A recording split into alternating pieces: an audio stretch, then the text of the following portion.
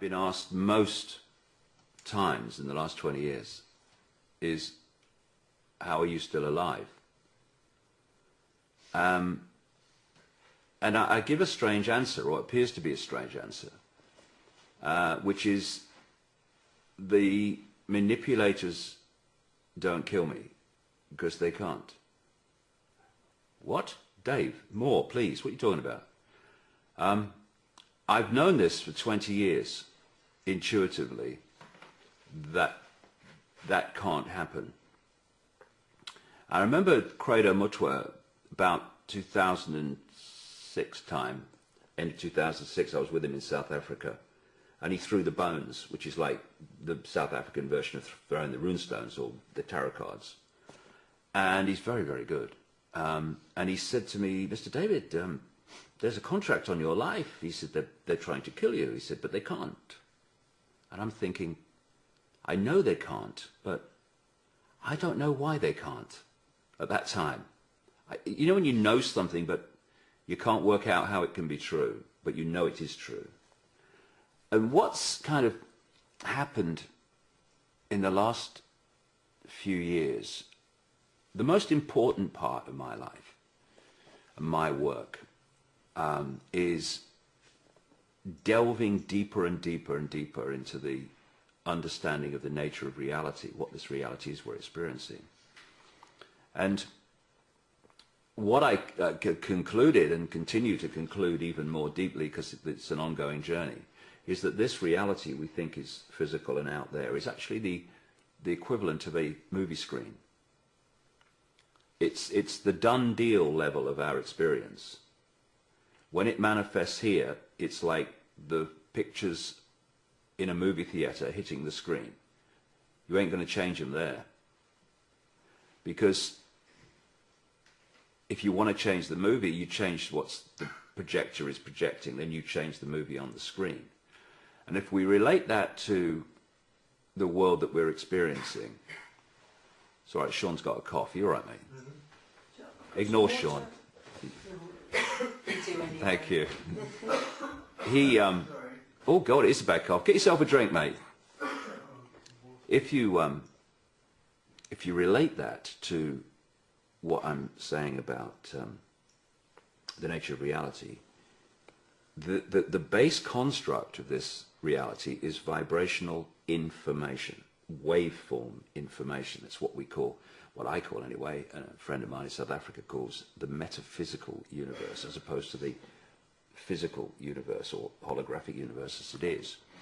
And so that's the prime reality. And what we do is we tune into that vibrational reality through the five senses. I mean, the ear is the classic. It vibrates sound. It turns the sound into electrical signals, sends it to the brain decodes that into sound. We hear when the sound, when the brain decodes it. We taste when the brain decodes it. And it's all vibrational information, initially becoming electrical information, then digital and holographic information, which is what we call this world, which exists not out there, but in here, like the internet. The World Wide Web exists within the computer and on the screen of the computer, not outside of it.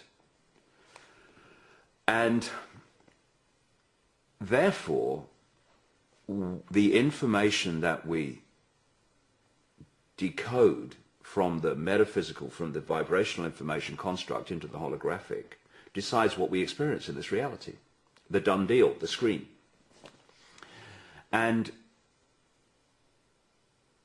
I was on the Alex Jones show recently, and Alex, as part of a question and a statement, reeled off all these different aspects of the conspiracy, the control system, across everything from food to right across to banking, right across to wars, all these different things. You know, and you know, I said, but you know, do we think that that great mass of different aspects of this conspiracy that's unfolding, that all interrelate to each other and are all time connected? You're right, mate. You got a drink? Yeah. Sure. All time connected to interact and connect with each other. It's like a domino. Yeah. Are we really saying that is orchestrated by men in dark suits sitting around a table deciding their next move. No. So how is it done? And I would suggest it's done like this, because we're dealing, this is a really important area for people to appreciate how things are not like we think they are. And that's to understand that the cutting edge in the public arena of scientific knowledge and the knowledge of reality and physics is not the cutting edge. It's the cutting edge within our human society that we perceive. It's not the cutting edge in the underground projects, and it's certainly not the cutting edge beyond them when you meet the force that is actually ultimately behind the conspiracy on the underground projects. They understand what I'm saying here is the way that reality works. Its basis is a vibrational information construct, like the World Wide Web. Now, what they do is they download, program, whatever you want to call it, infuse the information blueprint of the global conspiracy into the waveform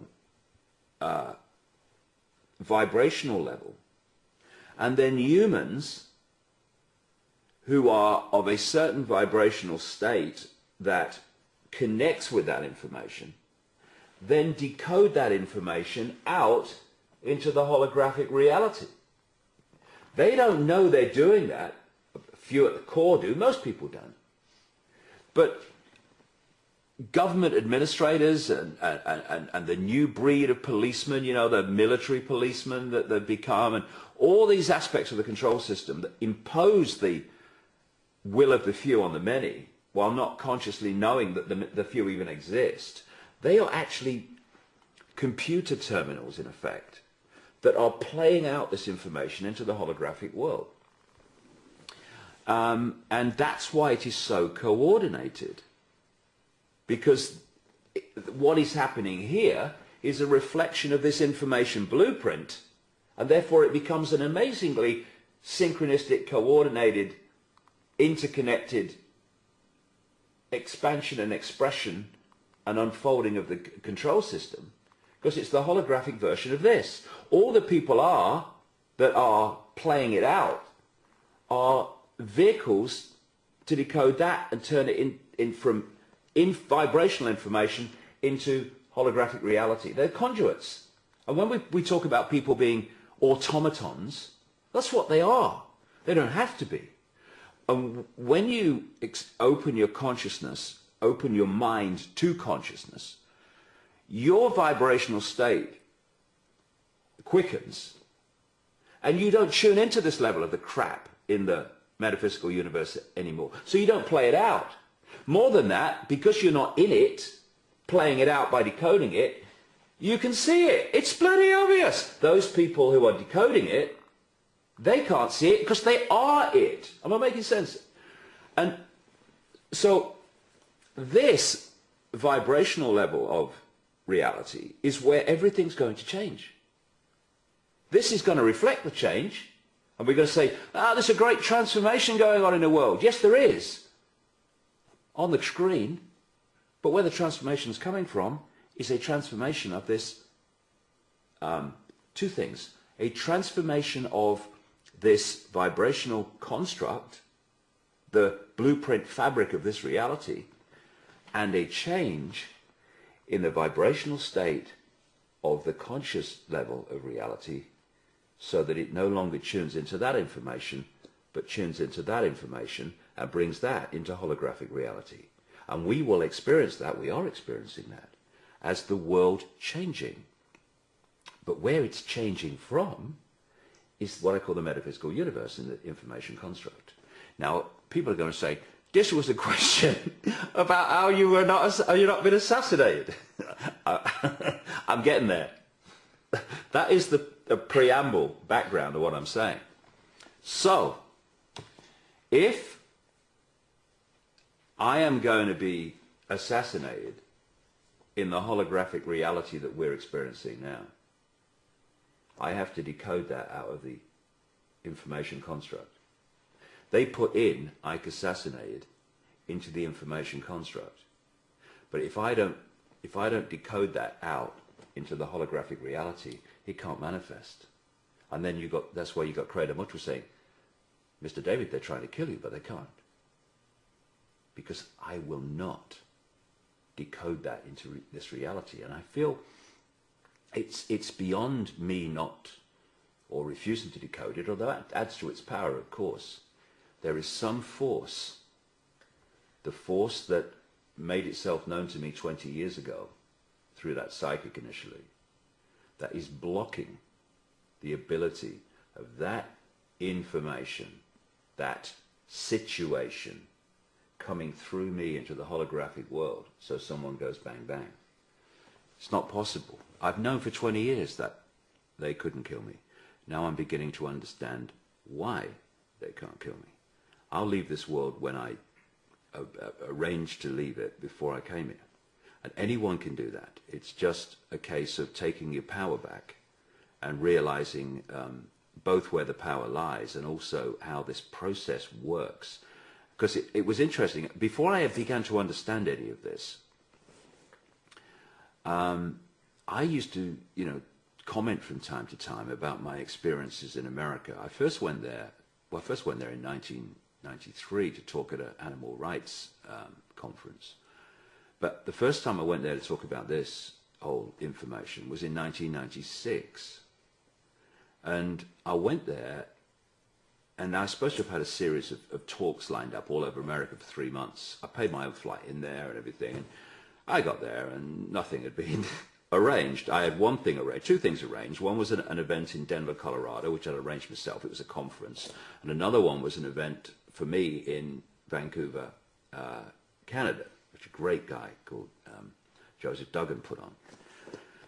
But between that and after that were like weeks when I was supposed to have been going from here, there, everywhere talking, and nothing had been arranged. So I went around America that time with a friend of mine arranging talks on the hoof so that a talk would be arranged in, say, Tucson, Arizona, and 7 days later I'd be doing it. I mean, you've got no run-up time, and I was surprised by, here and there how many people came, but most of the time I was talking to myself. And I went to Chicago and talked to 8 people. I remember it was a really great night. And I said, I could have phoned you or written to you, and it would save me the bloody airfare. But where I'm going with this in terms of this question was that in that period, I came across many whistleblowers, as they say, and there was a common theme, and that was that they were wearing their abuse by the state and their intimidation by the state as like a war medal. It was almost like to add to their credibility. They were saying, I don't know how long people will allow me to say this before they stop me, before they get me, before this and this business, or I don't know how long I'm going to be able to stay alive saying this stuff. And I used to sit there, and even in those days, 96, I used to think, you want to be very bloody careful here, lads, because you're going to create a self-fulfilling prophecy if you're not careful. And I was speaking in New England, and I was so well known and popular in those days that this event took place in someone's house. That's how big the audience was. I did it in somebody's front room in New England. Very kind of them, but it just shows you how far it's come. Anyway, I stayed at this person's house, and they went out during the day. And there was all these videos and stuff. And I put a video in. And there was this guy saying some very, very interesting things about his experiences on the inside. But he kept saying, I don't know how long they're going to let me continue to say this. And I thought, well, God, I wouldn't say that too often. I mean, literally the guy came back just after I'd finished watching it. And I said, hey, it's very interesting, that guy. I said, well, what's happened to him now? What's he doing? Oh, no, he's been dead. He's assassinated by the government, right? And I'm thinking, do you know, I'm not surprised. And you see, what is happening here in terms of what I'm talking about is that if you accept that the authorities can kill you, and if even more than that, you're using the fact that they can and probably will as like part of your persona. I'm taking on the state, but I don't know how long before they kill me. What does that mean? You're not taking on the state at all. You're telling me how powerful the state is. And because of that, they vibrationally connect in with these blueprints in the vibrational level of the universe. Like, we're going to take this guy out. And they play it through, and through them manifest it holographically. Bang, bang. And I would say to people, you know, it's not a war medal to say the state's after you, or certainly not a war medal to say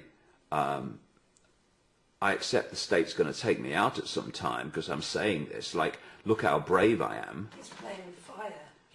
You're creating a reality. You're telling the people the state has power over you. I do not accept that. I do not accept that the state has power over me, because I do not have the perception that the state has power over me. Therefore, it cannot have power over me. It could cause me hassle here and there, okay, but we'll sort it. We'll sort it, whatever is thrown. And it's another example of where the real power lies in our lives. Not out there. There is no out there. It's in here. It's giving something energy, isn't it? And it's... Yes, if you allow into your psyche the possibility that something will happen, you're allowing a much greater chance of it happening than if you just block that process of decoding. So it's always vibrating here, but it's never taking place here.